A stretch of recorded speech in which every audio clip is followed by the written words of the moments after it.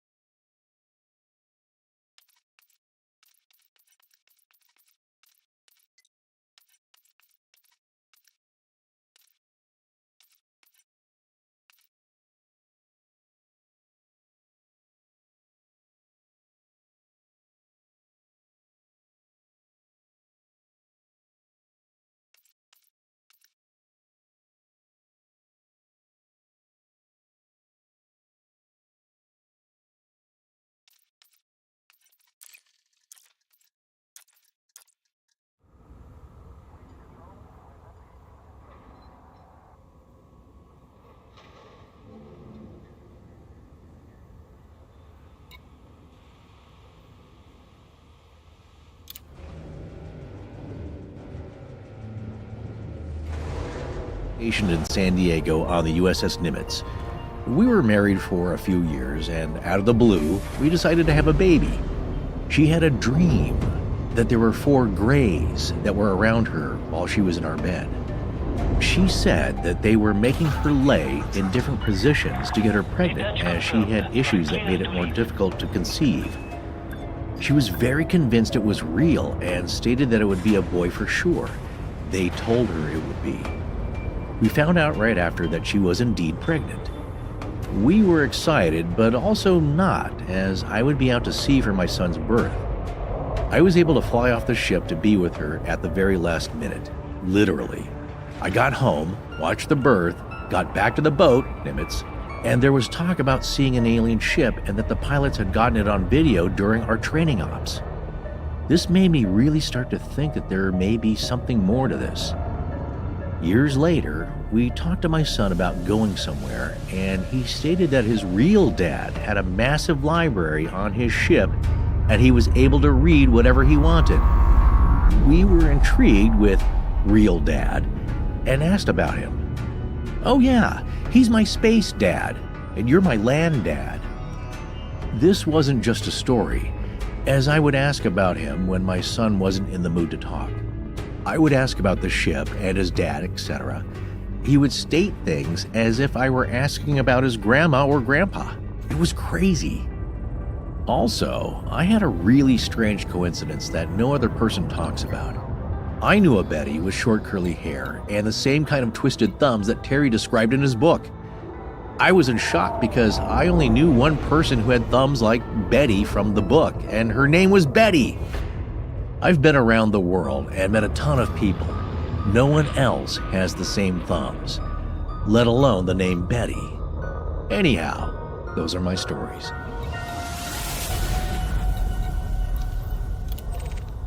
All right, so the first thing that's fascinating about this is that when Mike heard Terry Lovelace's story on our show, he turned into that Leonardo DiCaprio meme from Once Upon a Time in Hollywood, where he sees himself on the TV, he's like pointing, with the beer in his hand and the cigarette. He's like, "That's me." He saw himself. He was like, which is, I think is, it's entertaining, but it's also like scary. He's like, wait, no, this happened to me. Right.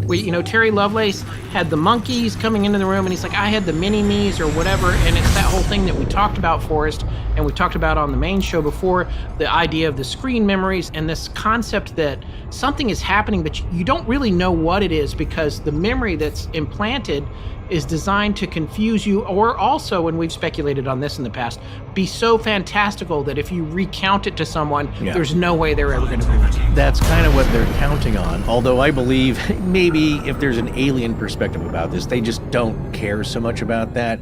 One of the arguments, of course, to debunk this about UFO crashes like Roswell or anywhere else, and there's been many crashes if you follow the UFO lore, is that people say, well, they're an advanced race. Why would they ever crash? That's stupid. It's like they have such advanced technology, they wouldn't crash. Like, well, how do you know?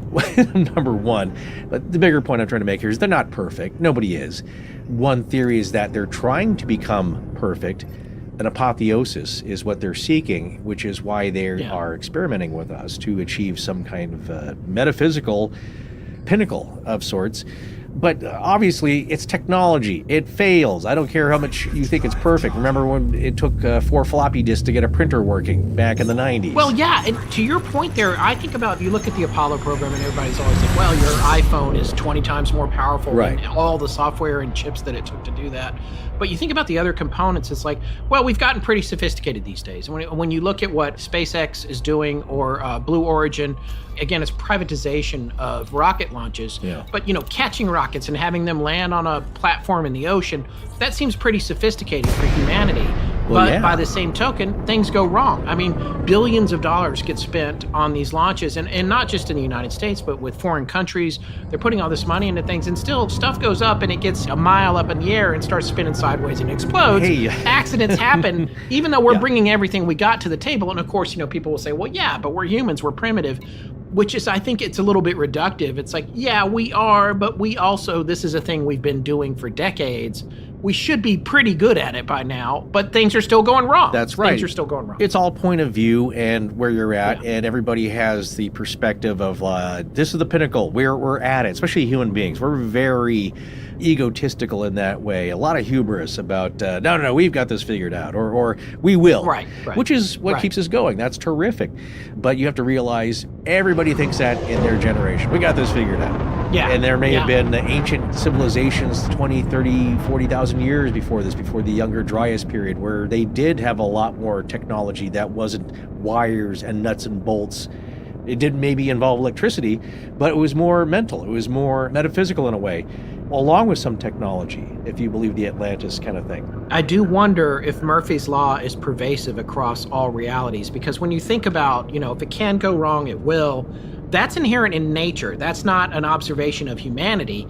That's inherent in nature. So there's no reason not to think that even the most sophisticated technology in the world, if they just didn't cross that one T or dot that one I, the gravitron reflector is going to fall off because we used the wrong bolt. And next thing you know, we're a meat waffle at Roswell. It's like things might be going wrong across all dimensions and all realities. But to your earlier point, in trying to figure stuff out, and it links to my point as well, from Terry Lovelace's story, the purpose was, well, humans, you got cartoon monkeys all the time, Curious George and whatnot in the circus. You love monkeys, right? I mean, they're almost like you. In fact, we think of you as just hairless monkeys. You're about as smart to us and just as grubby and filthy. That's how they view us, as a lower class kind of species. But you love monkeys, so this little kid should love monkeys. And it's like, no, not in this way. Not in the middle of the night and not coming to play with you. So right there is a mistake, because as Terry told it, they were getting upset with him for not wanting to come play. It's like, why don't you like this? We set up all this, the whole thing, the monkey masks and everything.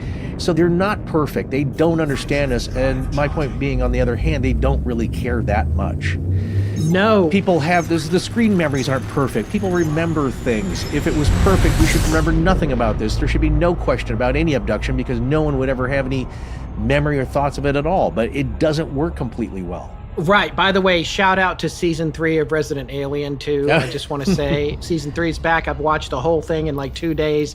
It is amazing. Speaking of screen memories and that kind of stuff, that comes up in it. No spoilers. Okay. Really great. Really great. It's very funny and very entertaining. But the other thing I wanted to say, Forrest, and I mentioned this on the main show before, growing up, one of my favorite books that I had, and I think it came down to me by my grandfather, I don't even know anymore, was a book called Barnaby. And this was based on a comic strip, a little boy, and he had a fairy godfather who would come around and grant wishes for him. And his name was Mr. O'Malley.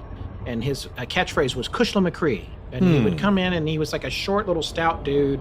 And he had a little fedora and a little suit, but he also had wings on his back. And he would show up whenever Barnaby was having a problem, be like, I'll fix it for you or whatever. And invariably it would go wrong. Something would go wrong and Barnaby would get in trouble and Mr. O'Malley would disappear.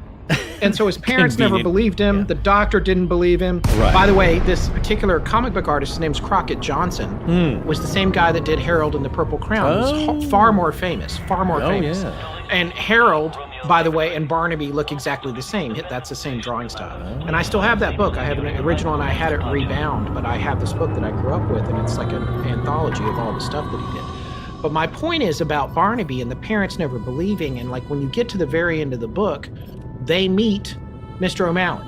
They meet him. And that's what I'm thinking about, because when I think about what's going on here with Mike, and to be clear, we're not doctors. No. I'm a parent. I don't think it's good to completely ignore when your kid says they've had some kind of bizarre encounter, whether you think it's real or not. I think you should support where it's coming from. Right. And I'm not saying without regard for reality, but like I can only imagine how many paranormal stories are swept under the rug by parents who think, oh, it's just my son, it's my daughter's imagination. Yeah, no disrespect to Mike's mom. Everybody has their own reasons for doing things, but like walk a mile in your kid's shoes. That's all I'm just saying that broadly, because sometimes they're onto something, or you might be missing something. And in this case, it's paranormal and it psychologically seems kind of damaging, but physically it's harmless. In other cases, it could be something more intense. It's like you really should pay attention, I think, to what young kids are telling you. Yes, there is a flip side to that, and which I completely understand, and not as a parent, of course, but I understand what do you do with that information, because when you do take them to professional Western medical help that is mainstream, they will say, well, you saw several of yourself. Well, that's impossible. That can't happen. Right. So what are the other options? Right. The other option is that you're on drugs, kid, and you're taking LSD because that's what we have in our bag. That's what we know happens sometimes. You're on DMT, you're on LSD, you freaked out, you saw a rock poster, you saw this, and you found some stamps with LSD on them, and you licked it because you thought you were mailing a letter. It's like, wait, what? It's like such a stretch. It's the swamp gas that you tell the kids. That's all you have to work with. It's Joe Nickel and the Owls. That's all you got, because that's in your magic bag, because you don't know how the trick works. Really, you don't know how the switcheroo and the diversion is done, and the turn, and the higher intelligences that are messing with us do. And so you're not able to see all the tricks, and you just say like, well, obviously the spoon did not materialize under the handkerchief, so it was hidden somewhere else up the sleeve, and that'll be the case. You're just not sure where. Yeah. In this case, we're talking about a technology where it seems like a spoon has materialized magically under a Yeah. kerchief, Right. or a rabbit is really materializing in a top hat, because we don't understand how the mechanics